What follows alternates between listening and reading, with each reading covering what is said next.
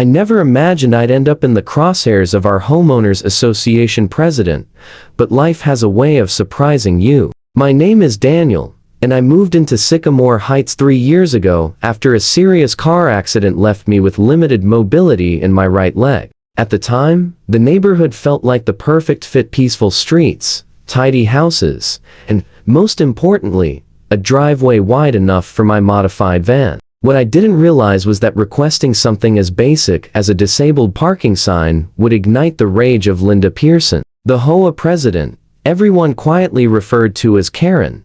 I followed every required step. The city reviewed and approved my request for a disabled parking space directly in front of my home, and city workers installed the sign on a Tuesday morning. By Wednesday afternoon, though, something felt off. The sign was tilted strangely, as if it had been tampered with. I checked my security footage and felt my stomach drop. There was Linda, dressed in her immaculate white capri pants and pastel cardigan, storming up to the sign with a pair of garden shears and cutting partway through the metal pole. I emailed her immediately. Her reply was fast and completely unapologetic. "That sign violates HOA aesthetic guidelines," she wrote. "The board did not approve this eyesore. Remove it immediately, or you will be fined $50 per day." I calmly explained that the city had approved the sign, and that federal disability laws overruled HOA preferences. Her response was short and smug.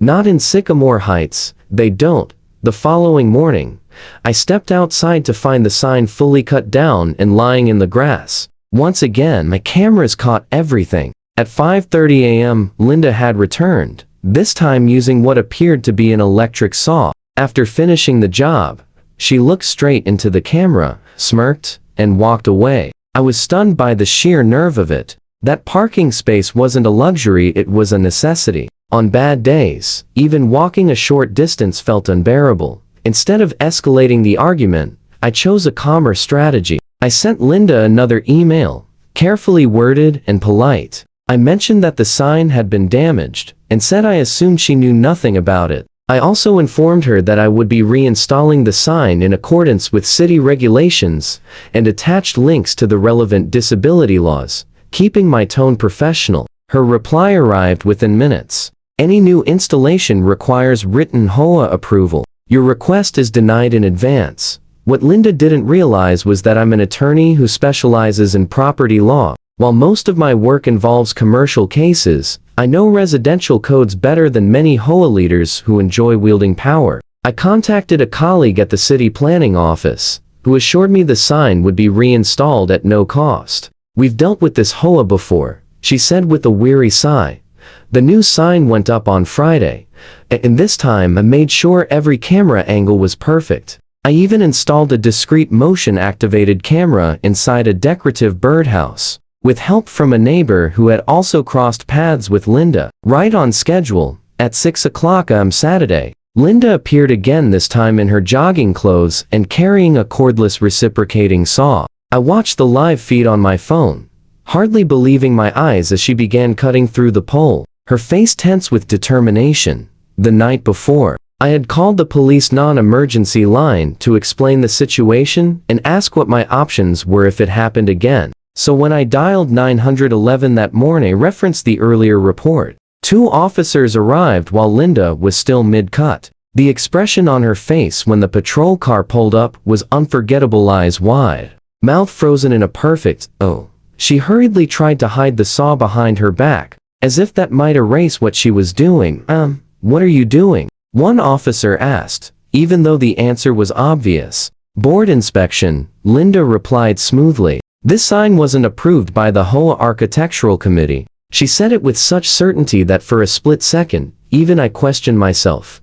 I stepped forward, holding my phone with the live footage and records of the previous incidents. "Officers, this is the 3rd time Miss Pearson has vandalized my legally installed disabled parking sign. I have full city permits and approval for this accommodation." The officers listened to both sides. Linda insisted that, as HOA president, she had the authority to remove any installation she deemed unauthorized, regardless of city permits. The older officer, whose name tag read Rodriguez, looked like he was struggling not to smile as he explained that HOA rules do not supersede city ordinances or federal disability laws, and they certainly do not authorize the destruction of city property. When the officers informed Linda that they were issuing her a citation for vandalism, her face turned a deep shade of red. "Do you have any idea who I am?" she snapped, her voice climbing to a shrill pitch that probably set off dogs half a mile away.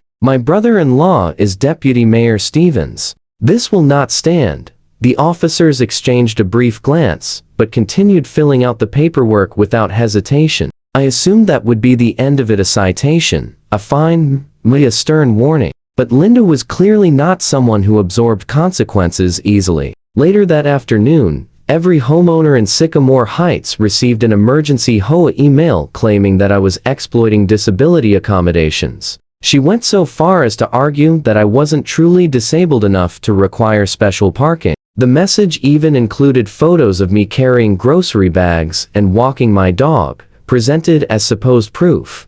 That was the moment she crossed a line. I contacted my physician, reached out to the city's Disability Resource Center, and called a colleague who specialized in discrimination law. Within days, I filed for an emergency injunction and a restraining order against both Linda and the HOA board. The case landed in the courtroom of Judge Michaels, a jurist known for her no-nonsense handling of neighborhood disputes. 2 weeks later, Linda and I stood on opposite sides of the courtroom. She arrived with the HOA's attorney, radiating confidence in a tailored navy blazer and pearl necklace. I represented myself, carrying only a flash drive loaded with security footage, email exchanges, and medical records. Linda's attorney delivered an impassioned argument about HOA authority and neighborhood aesthetics, carefully sidestepping any mention of vandalism or harassment. When it was my turn, I said very little. I simply played the footage on the courtroom monitor.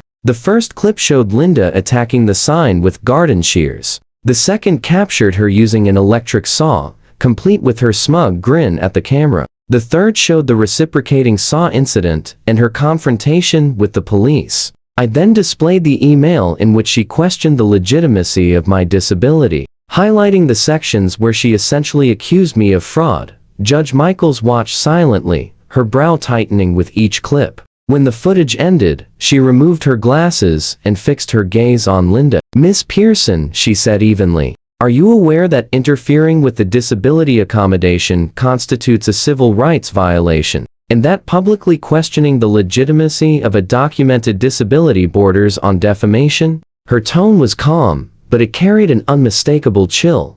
Linda's attorney attempted to interject, but Judge Michaels raised a hand. "The court grants the restraining order," she continued. "Miss Pearson is to remain at least 50 feet from the plaintiff's property at all times. Additionally, I'm issuing a $5,000 fine for the civil rights violation and referring this matter to the district attorney for potential criminal charges related to repeated vandalism of city property." I glanced at Linda, expecting fury. Instead, I saw pure shock. Her face drained of color, her hand frozen mid-air where she had been about to tap her attorney. For someone who had built her identity on enforcing rules and controlling others, facing real legal consequences seemed utterly incomprehensible. She opened her mouth, but no sound came out. Judge Michaels wasn't finished. "Furthermore," she said, "I am ordering Miss Pearson to step down immediately from her role as Homeowners Association president. Her actions demonstrate a fundamental misunderstanding of HOA authority and a disturbing pattern of targeted harassment."